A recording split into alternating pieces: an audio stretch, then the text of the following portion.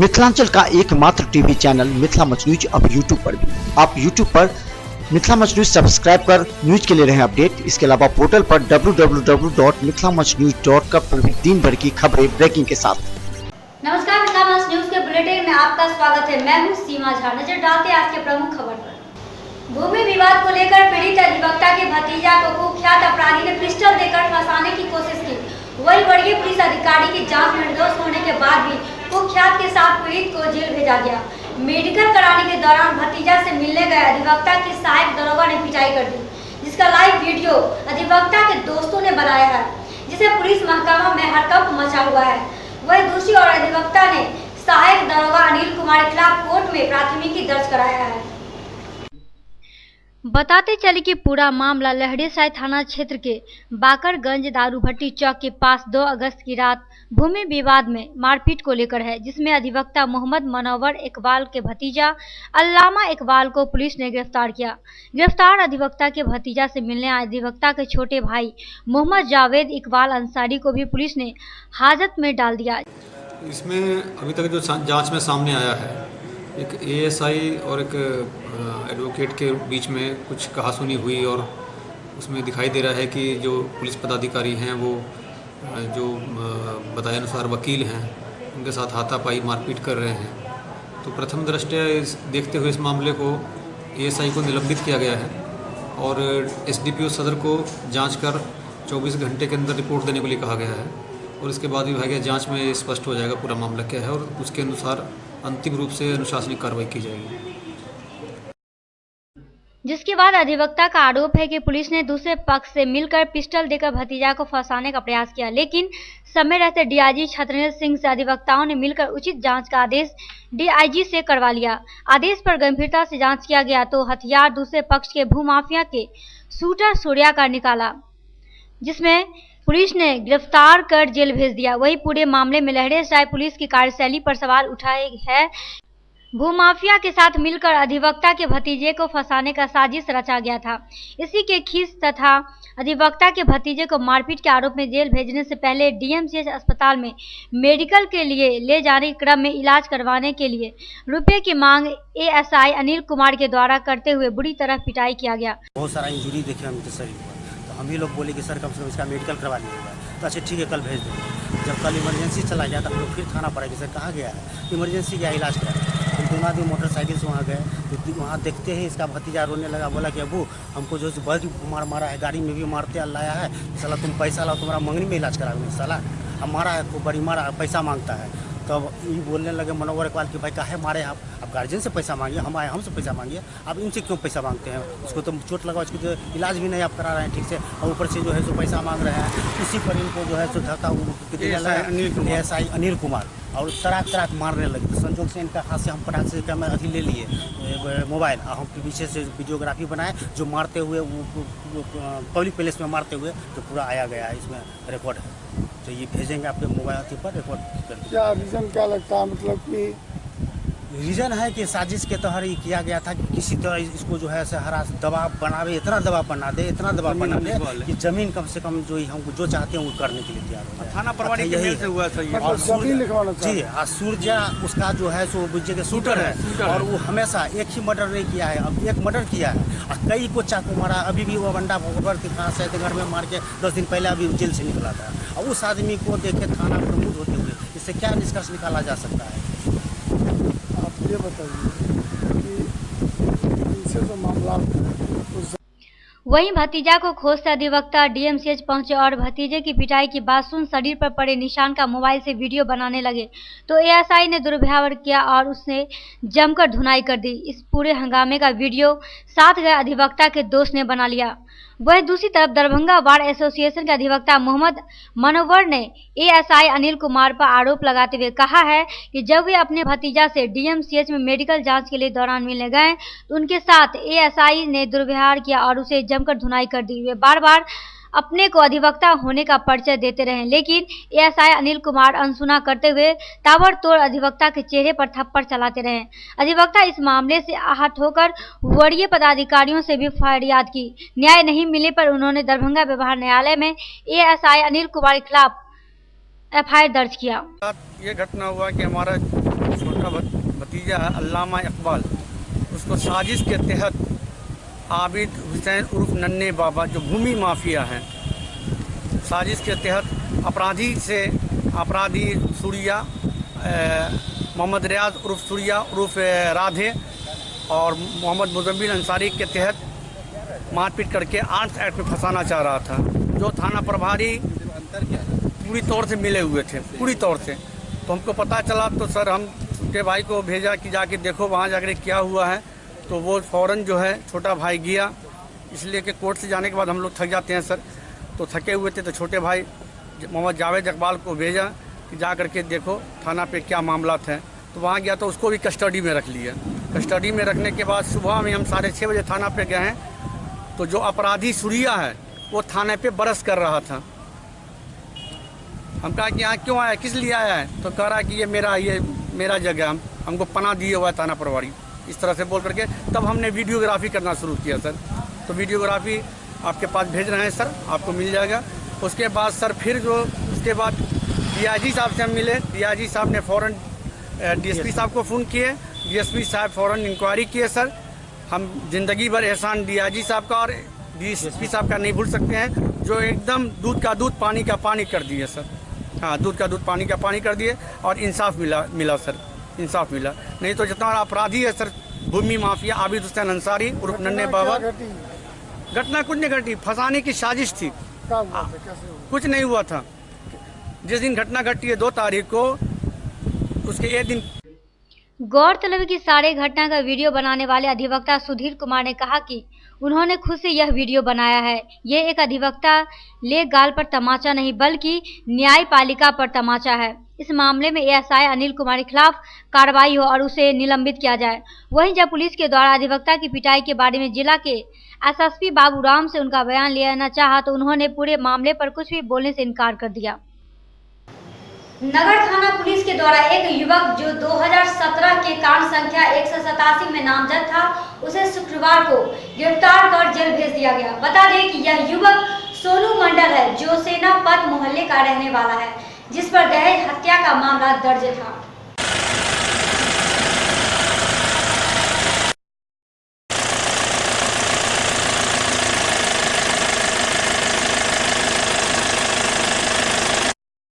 हम भी जा रहे हैं बस। कौन भाई साहब? मेरा जुगनू भाई है, सरमन भाई, रोहित मंडल है कुछ मेरा बाबू का नाम। कुछ नहीं, हम कुछ नहीं सर, हम खैबे नहीं थे। क्या नाम हुआ तुम्हारा? सोनू कुमार मंडल।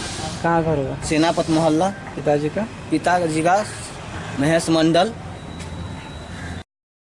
कहते हैं कि रक्षाबंधन कच्चे धागे का त्योहार है, जहां प्राचीन काल से बहनें अपने भाई की रक्षा के लिए भाई की कलाई पर कच्चे धागा बांधकर यह त्योहार बड़े ही धूमधाम से मनाती आई हैं। जैसे जैसे समय बीतता गया वैसे वैसे राखी के बनावट में भी परिवर्तन होती गई। ऐसा ही कुछ आधुनिक समय में डगरू सेठ ज्वेलर्स में देखने को मिल रहा है, जहां चांदी में बनाई गई है, जिसमें रेशम के धागे पिरोए गए हैं, जिसकी कीमत 300 रुपये से लेकर 700 रुपये तक का है। वहीं जिसे लोग पसंद कर खरीदारी भी करते नजर आए। वहीं इस बारे में डगरू सेठ ज्वेलर्स के संचालक संतोष लट ने बताया कि उन्होंने इस बार भाइयों की कलाई के लिए चांदी की राखी बनाई है, जो उनके हाथों पर अच्छा लगेगा। खासकर उन्होंने कहा कि इस चांदी की राखी में कच्चे धागे को ही अपनाया गया है, जिसमें जो उनकी परंपरा है कायम रहे और इसमें लोगों को ये अच्छी भी लगे। देखिए, ये सही बात है कि राखी कच्चे धागों का त्यौहार होता है, लेकिन इस बार डगरू सेठ ज्वेलर्स ने कच्चे धागों में भी चांदी की राखियाँ पिरवाई हैं। इसमें चांदी की मोती का उपयोग हुआ है एवं चांदी के जड़ी का भी उपयोग किया गया है। और इस तरह पहली बार हम लोगों ने कोशिश की है कि बहनें कुछ भाइयों को अच्छा बांध सकें, तो इसलिए हमने सिर्फ 300 रुपये से राखी की शुरुआत की है। हमारे यहाँ 300 रुपये मूल्य में ही राखी की शुरुआत है, जो कि 600 रुपये मूल्य तक जाती है। और इस नए युग में नए चीज़ के साथ जहाँ बहनें कच्चे धागों के साथ चांदी का उपयोग करेंगी तो शायद भाइयों को कुछ अच्छा अनुभव हो सकेगा। तो अगर बात करें दामों की, 300 रुपये आपने बताया है, तो मैक्सिमम ज़्यादा से ज़्यादा कितने मूल्य की हैं? हमारे यहाँ 300 से 600 तक की। जन अधिकार और पार्टी लोकतांत्रिक के जिला अध्यक्ष डॉक्टर मुन्ना खान ने प्रेस विज्ञप्ति जारी करते हुए कहा कि आज से हायाघाट और कुशेश्वर स्थान में चल रहे कैंप बंद कर दिए जाएंगे।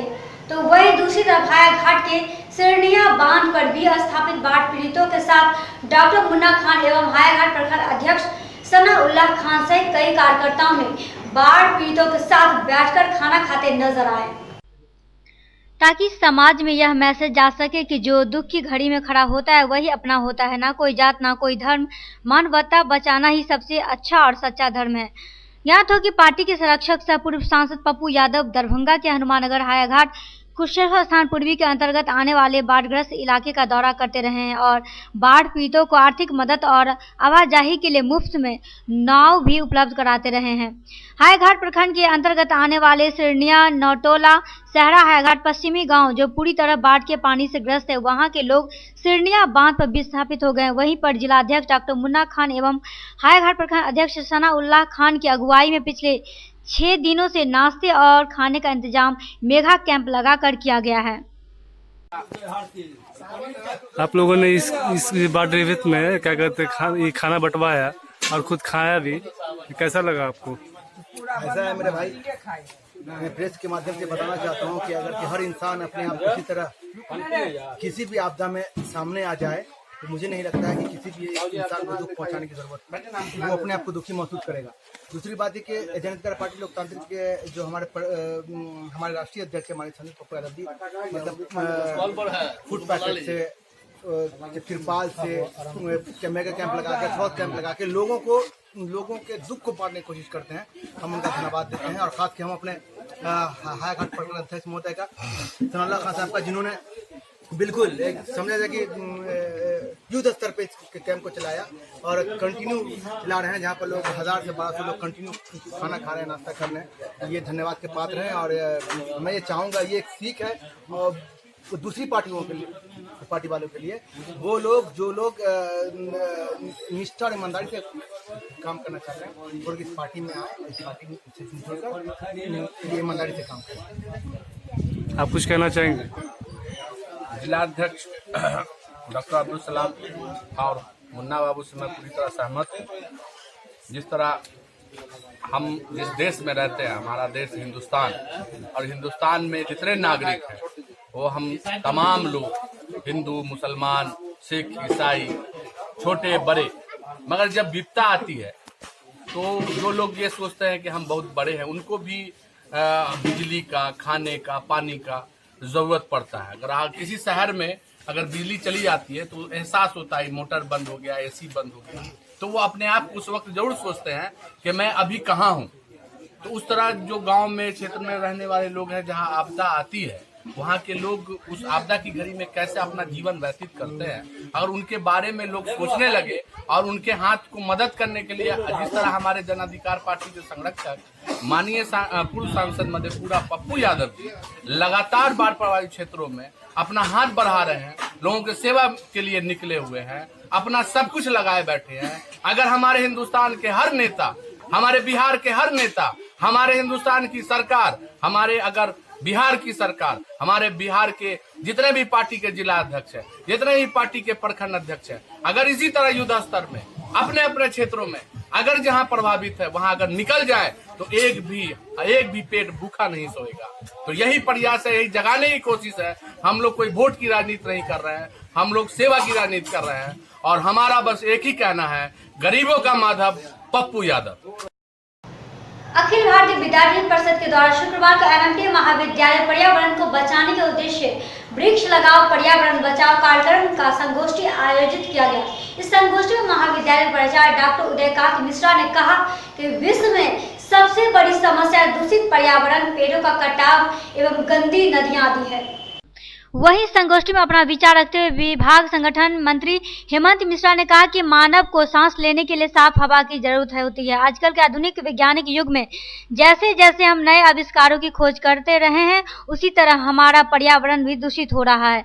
पर्यावरण को साफ और स्वच्छ बनाए रखने के लिए क्षेत्र के बड़े तो नहीं वरन बच्चे मैदान में उतर कर आ रहे हैं, जिससे लोगों का पर्यावरण के प्रति संचेत किया जा सके, क्योंकि दूषित पर्यावरण का प्रभाव हमारे आने वाले भविष्य पर पड़ेगा। लेकिन हम थोड़े से लालच के चक्कर में कुछ भी सोच रहे हैं। कारण हमारे परिवेश में बहुत ही दिक्कत हो रहा है। ऑक्सीजन की कमी बहुत जगहों पे देखी जाती है, जिससे बहुत सारी पर्यावरण का रक्षा करना हम लोगों का दायित्व बनता है। हम लोग क्यों ना पेड़ लगाए, हर जगह पे पेड़ काटा जाता है, पेड़ लगा के पर्यावरण को बचाया जाए। हम लोग कोशिश कर सकते हैं पेड़ लगा के। आप लोगों के सामने मेरा लिखा हुआ कुछ पंक्तियाँ हैं जो मैं प्रस्तुत करना चाहती हूँ। वृक्ष लगाओ, इन्हें ना तुम कभी कटवाओ, बढ़ाकर संख्या इन वृक्षों की, पर्यावरण को स्वच्छ बनाओ। मोबाइल, एसी, कार सब है बेकार, जब तक नहीं लगाओगे पेड़ चार। काम है पेड़ से, जैसे कि हवा पेड़ जो है जो यानी रात को ऑक्सीजन छोड़ता है और कार्बन डाइऑक्साइड लेता है, और वह पेड़ लगाना प्रत्येक मनुष्य के लिए, प्रत्येक छात्र के लिए आवश्यक है। जो पेड़ यानी प्रत्येक छात्र की यह आवश्यकता है, जो 5 पेड़ कम से कम यानी लगाना चाहिए। शुक्रवार को शिक्षकों के द्वारा डीईओ कार्यालय से धरना स्थल तक रोज पूर्ण प्रदर्शन निकाला गया। साथ ही साथ धरना स्थल पर 1 दिवसीय धरना कार्यक्रम का आयोजन भी हुआ।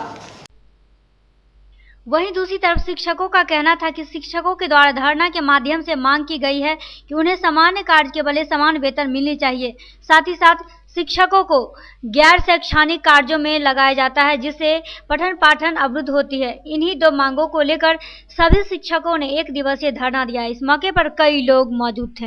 एक पहली मांग है कि हम लोगों को समान काम समान वेतन दिया जाए। साथ में वेतन के अनुशंसा पर जो भी उसका लेवल है। दूसरा है आपका कि हम लोगों की सेवा शर्त जो आज तक लंबित है वो जल्द से जल्द सरकार लागू करे। तीसरी मांग है कि शिक्षकों से गैर शैक्षणिक कार्य लेना बंद करें, क्योंकि गैर शैक्षणिक कार्य करने से हमारे शिक्षक शिक्षा से अलग हो जाते हैं। साथ ही साथ सरकार उनसे विभिन्न तरह की काम करवाती है, जैसे जनगणना हुआ, कभी पशुगणना का कभी चिट्ठी निकाल दिया जाता है, और सालों भर शिक्षकों को प्रतिनियोजित कार्य स्थल पर हम लोग आज सभी शिक्षक यहाँ उपस्थित हुए हैं। तो इसमें हम लोगों का एक एजेंडा, जिसमें सबसे पहले मांग है हम लोगों की समान काम समान और गैर शैक्षणिक कार्यों से हम लोगों को वंचित रखा है, खासकर महिलाओं को। गैर शैक्षणिक कार्य लेने से हम सभी महिलाएं अव्यवस्थित हो जाती हैं और विद्यालय के शिक्षण कार्य से भी हम लोग वंचित रह जाते हैं। बाद में जिस शिक्षा के उद्देश्य से हम लोग यहाँ नियोजन पर आए हैं, यहाँ हम लोगों की नियुक्ति हुई है, उससे हमारे बच्चे बिल्कुल हमारा समाज बिगड़ रहा है। श्यामा मंदिर न्यास समिति कर्मचारी लोग अचानक के ऐतिहासिक मुख्य द्वार पर दीवार जोड़ने का काम करने लगे, तो वही स्थानीय लोगों व दुकानदारों ने इसकी खबर बिहार भाजपा महिला मोर्चा की प्रदेश मंत्री और मिथिला विश्वविद्यालय योगी सिंह के सदस्य मीना झा को दिया, और उन्होंने वहां पहुंचकर स्थानीय लोगों के साथ दीवार को बनाने से कर्मचारियों को रोका। वही कुछ देर बाद लोगों के बुलाने पर हाईघाट विधायक अमरनाथ गांव में आए और इस मामले को गहराई से जाना। बताते चले कि श्यामा मंदिर में वित्तीय अनियमितता की शिकायत मिलने पर डीएम एसएम त्यागराजन ने मामले को गंभीरता से लेते हुए उनकी गहनता से जांच को लेकर 3 सदस्यीय कमेटी गठित की है। इसमें अपर समर्था, जिला लेखा पदाधिकारी एवं जिला भविष्य निधि पदाधिकारी शामिल किए गए हैं। डीएम ने जल्द ही जांच प्रतिवेदन सौंपने का निर्देश दिया है। दरअसल इस जांच समिति की आवश्यकता पिछले कमेटी की सिफारिशों पर अमल नहीं होने के कारण पड़ी है। आरोप है कि कोषाध्यक्ष के नाते राम नारायण मिश्र ने जब वित्तीय वर्ष 2016 से 17 का लेखा परीक्षण किया तो इसमें लगभग 10 लाख की अनियमितता पाई गई थी। यह वर्ष 2015 से 16 से संबंधित थी। नवाज से आई यह राशि बैंक में नहीं जमा कराई गई थी। बताया जाता है कि इसी आधार पर संबंधित कागजातों पर भारी दबाव के बावजूद उन्होंने अपने हस्ताक्षर नहीं किए। लेखा और नगद राशि में अंतर को देखते हुए ऑडिट की सिफारिश की थी, लेकिन ऐसा करना उनके लिए संकट का सबब बन गया। आम जनता हम पटना से भी आ ही रहे हैं, सूचना मिली है कि मुख्य द्वार को घेरा जा रहा है। मुख्य द्वार घेर दीजिएगा या तो आपकी बात को कन्वीनियंस लेना पड़ेगा। बता दें कि मंदिर न्यास के अधिकारी नाराज हो गए। उन पर ही न्यास छोड़कर चले जाने का दबाव बनाने लगे। जब सफलता नहीं मिले तो उन पर ही 82,000 की राशि खर्च कर देने का आरोप लगा दिया, जबकि मंदिर समिति के दस्तावेजों का अध्ययन करने से यह साफ हो जाता है कि नकद राशि कोषाध्यक्ष के बजाय प्रबंधक के पास रहती है। इसलिए उन्होंने आरोप को साबित करने की चुनौती दी। श्यामा माँ मंदिर का ऐतिहासिक महत्व है और वर्तमान में जो न्यास समिति है, मंदिर का व्यवस्था सुचारू अच्छा हो, उससे काम करना चाहिए, उनकी अव्यवस्था फैलाना चाहिए। आज मुख्य द्वार को घेरने का प्रयास किया जा रहा है। यहाँ के आसपास के जागरूक जनता ने इसका प्रतिशोध किया, हमें जानकारी मिली। इन लोग का कहना था आप धरोहर बचाओ अभियान में कुछ काम कर रहे थे, इसमें मदद कीजिए। ये तो आम आदमी जो वर्षों से, जब से मंदिर है, मंदिर का इतिहास है, ये मुख्य द्वार है। मुख्य द्वार घेरने का कोई किसी को राइट ही नहीं है, आप कैसे घेर सकते हैं। और दूसरा, जनहित में भी ये द्वार को बंद करना उचित नहीं है। जो यूनिवर्सिटी थाना के बगल से रास्ता गया वो आम रास्ता है, वहाँ श्रद्धालु का गाड़ी लग ही नहीं सकता। जब नवा के समय में हजारों लोग आते हैं, उस समय में उस रास्ता से शहर का जो मुख्य मार्ग है अवरुद्ध हो जाएगा, विधि व्यवस्था मतलब जीर्ण हो जाएगा। इसलिए इस रास्ता को बंद नहीं किया जाए। न्यास समिति के मैंने आग्रह किया कि आप न्यास समिति को बताएं। दरभंगा के सदर प्रखंड के मुखिया गैस एजेंसी घटना में एक पक्ष के तरफ से प्राथमिकी दर्ज करने के 72 घंटे से अधिक बीत जाने के बावजूद अभी तक लापता फयान का पता नहीं चल पाया है। बता दें कि घटना के दिन पुलिस को स्थल से एक कट्टा भी बरामद हुई थी, जिसमें आधे दर्जन से अधिक लोग नामजद हैं। इस मामले में अब तक कोई कार्रवाई नहीं होने से मोहल्लेवासी काफी आक्रोशित हो चुके हैं। वहीं उन लोगों का कहना है कि अपहरण कर लिए गए एजेंसी मालिक के भाई की बरामदगी एवं दोषियों को शीघ्र पकड़ा नहीं गया तो मजबूरन आंदोलन का रास्ता अख्तियार करना पड़ जाएगा। एजेंसी मालिक की पत्नी गजाला शबनम का कहना है कि उनका देवर चाहिए। घटना को लेकर मुड़िया निवासी नकी अहमद के पुत्र मोहम्मद तनवीर अहमद ने 6 अगस्त को थाना में आवेदन देकर प्राथमिकी दर्ज कराया है। दर्ज प्राथमिकी में कुल 9 नामजद एवं 10 से 20 अज्ञात को आरोपित किया गया है। इसमें लवाम के मोहम्मद तौकीर के पुत्र मोस्तद तौकीर, सरयुग चौपाल, मिंटू श्रवण कुमार सीखो और मोहम्मद सलमान, मोहम्मद आमिर एवं मोहम्मद तौकीर का नाम शामिल है। कहा गया है कि 5 अगस्त को घटना के दिन शाम करीब 6 बजे पत्नी के साथ एजेंसी पर ताला लगाने पहुंचा था, लेकिन पहले से वहां मौजूद सभी आरोपित ने जबरन विरोध करने लगा एवं मारपीट करना शुरू कर दिया। एजेंसी से रिलेटेड है, ठीक है। ये गैस एजेंसी तनवीर अहमद के नाम से है, लेकिन तनवीर अहमद उनको चलाने के लिए दिए थे तो उनमें गबन कर दिए। वो बहुत सारा सिलेंडर सब गायब किए। तो इन लोग जो है बोले कि आप ऐसा क्यों कर रहे हैं, हमारी एजेंसी में आप क्यों चोरी कर रहे हैं, हम तो आपको स्टाफ के तौर पे रखे थे, ठीक है। अब वो सिग्नेचर भी फर्जी करते हुए कब्जा कर लिया था एजेंसी पर पिछले 2 साल से, ठीक है। कोई हिसाब बारी कुछ भी नहीं देता था। तो भाई को हमारे पता चला तो वो ताला लॉक करने गए। तो हम लोग जब से ताला लॉक कर रहे थे उसी क्रम में जो है कुछ गुंडा आया, 2 गाड़ी से आया, जिसमें मुदस्सिर था, फैसल था, उसके लड़का का नाम है आपको याद नहीं पूरा, और उसके बाद मिंटू नाम था, फिर उसके बाद कुछ और लड़का लोग था, कम से कम 10-15 लड़का लोग था। उसमें हाथ में रिवॉल्वर लेके, लाठी डंडा और बम लेकर के उस जगह पे पहुंचा और हम लोगों को बिना कुछ बोले मारना पीटना शुरू कर दिया। कितने आदमी मारपीट में घायल हुए हैं इसमें? हम घायल हुए हैं 2 आदमी और हम वहाँ पे सिर्फ 4 आदमी हम लोग गए थे, अब वो लोग 20-25 आदमी था। गांव वाला भी हम लोग को नहीं बचा पाया इस वजह से, क्योंकि गोली भी चल रही थी और उसको भी धमकी दी जा रही थी कि अगर तुम।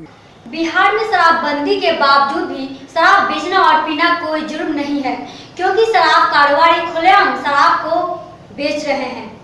एक ऐसा ही मामला सामने आया है मधुबनी जिले के मधेपुर थाना क्षेत्र के चपड़ाम गांव के सड़क पर। बीती रात गश्ती के दौरान पुलिस गश्ती की गाड़ी देखकर एक शराब से लदी ट्रक को सड़क पर ही छोड़कर चालक और खलासी भाग निकले। बता दें कि सभी शराब हरियाणा निर्मित है, जिसे पशु चारा में छुपा कर रखा हुआ था। पुलिस ने ट्रक एनओ को आधार बनाकर प्राथमिकी दर्ज कर जांच पड़ताल में जुट गई है। इस घटना को लेकर एसडीपीओ झंझारपुर के अमीश शरण ने पूरी जानकारी प्रदान की। ट्रक में 900 लीटर के आसपास शराब 98 कार्टून या 100 कार्टून के आसपास शराब बरामद हुई है। उसमें भूसा के नीचे छिपा कर रखा हुआ था और उतारने के क्रम में कुछ पेटी उतार भी दिए थे। तब तक जब पुलिस वहाँ पहुँचे तो सब भाग गए हैं, लेकिन उसमें जो ट्रक ड्राइवर, मालिक और बाकी और जो लोग इन्वॉल्व हैं उनका नाम पता करके हम लोग उसके ऊपर FIR दर्ज करके आगे कार्रवाई कर रहे हैं। मधुबनी जिले के 18 प्रखंड में भीषण बाढ़ की वजह से यहाँ के ग्रामीणों को काफी परेशानियों का सामना करना पड़ रहा है। इतना ही नहीं, इस बाढ़ के कारण किसानों का खरीफ फसल का काफी नुकसान पहुँचा है और जो भी फसल उपजे हुए थे वो भी फसल बाढ़ के पानी में रेत में बह गया। इसको लेकर सरकार ने कृषि विभाग के द्वारा कम अवधि के बीज धान का जिले के खजौली प्रखंड में 3 क्विंटल मुहैया कराया गया, जिसको प्रखंड प्रमुख उषा कुमारी ने ई किसान भवन पर किसान के बीच आधार कार्ड लेकर मुफ्त में यह बांटी है। साथ ही बीज प्राप्ति से किसानों के चेहरे पर काफी मुस्कान देखा गया। इसको लेकर खजौली के किसान सलाहकार KD यादव ने पूरी जानकारी प्रदान की। साथ ही साथ उषा कुमारी ने भी पूरी जानकारी दी। धान का बीज है, वो हाइब्रिड का बीज आया है, वो किसानों के बीच जो बाढ़ प्रभावित जो हमारे किसान है 5 पंचायत जो हमारे प्रखंड में रूपेन जो बाढ़ से प्रभावित हुआ है, उसमें किसानों के बीच जो है सो ये बीज का वितरण किया जा रहा है और ये बीज जो है सो कम पानी में और अच्छी फसल का पैदावार कर सकती है, जो हमारे सरकार द्वारा आवंटित किया गया है हमारे प्रखंड। हाइब्रिड का बिचड़ा है और यह जो है आपको कम अवधि में उत्पादन देने वाला है। इसको हम लोग इसका नियम बता रहे हैं किसानों को कि पहले इसको 24 घंटा पानी में फुलावे और पानी में फुलाने के बाद फिर 24 घंटा जूट की बोरा में उसको डाल करके आप मुँह बांध करके ठंडा में जब रखेंगे ना तो वह जन्मेशन हो जाएगा उसको, और जन्मेशन होने या अंकुरने के बाद उसको खेत में वही 2 से 2.5 किलो प्रति 10 कट्ठा में यदि छींट देता है तो वह धान बहुत अच्छा उत्पादन देगा और कम पानी में और कम समय में वह धान अच्छा।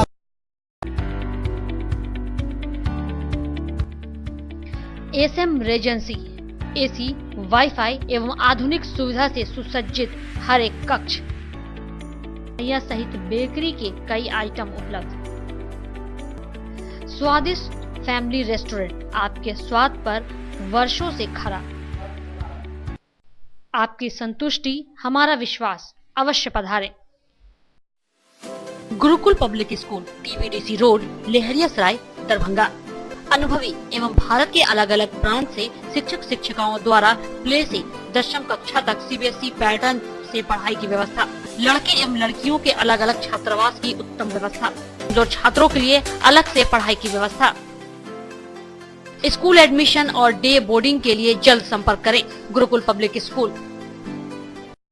रोज the Medicity by doctor MK Shukla, Darbhanga के ग्रामीण से शहर तक का एक विश्वास।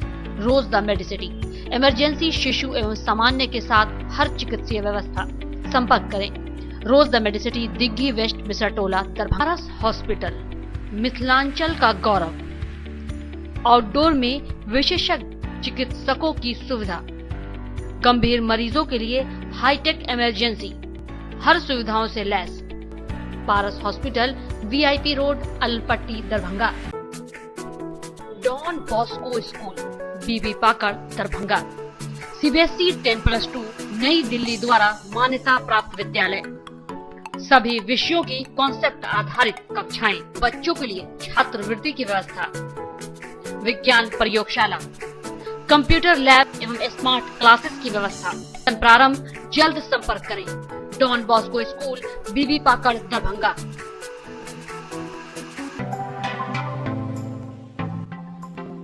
Metro test tube baby centre, Bakarganj, Daru Bhatti चौक के आगे, बिहार स्टेट हाउस के सामने। बिहार का पहला अत्याधुनिक IVF लैब दरभंगा में। इमरजेंसी सेवा के साथ सभी स्वास्थ्य सेवा उपलब्ध। संपर्क करें Metro test tube baby centre. DAV public school, Sara Mohanpur, Darbhanga. 10+2 स्तरीय शिक्षा, CBSE से संबद्ध, गुणवत्तापूर्ण शिक्षा एवं विद्यार्थियों के सर्वांगीण विकास हेतु प्रतिबद्ध। सत्र 2019-20 के लिए नामांकन प्रारंभ। संपर्क करें। DAV public school, Sara Mohanpur, Darbhanga.